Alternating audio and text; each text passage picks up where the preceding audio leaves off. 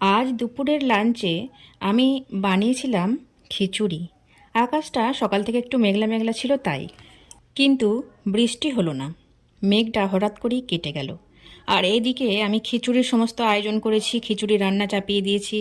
তাহলে কি করব? ভালোই হলো, কারণ খিচুড়ি আমি সবসময় ভালোবাসি। তাতে সে শীত, গ্রীষ্ম, বর্ষা যাই হোক না কেন।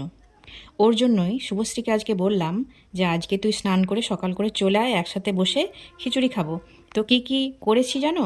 খিচুড়ির সাথে পাঁপড় ভেজেছি, ডিমের ভুজিয়া করেছি পেঁয়াজ আর কাঁচা লঙ্কা দিয়ে, আর আমড়ার চাটনি বানিয়েছি।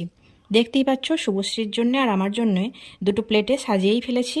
এরপর দুজনে মিলে বসে খাবো। আর শুভশ্রীকেই ক্যামেরাটা ধরিয়েছি, বললাম একটু ধরতো, ওকে ঠিক করে ক্যামেরাটা দেখিয়ে দিয়ে আমি বসেছি খাবারটা বাড়তে।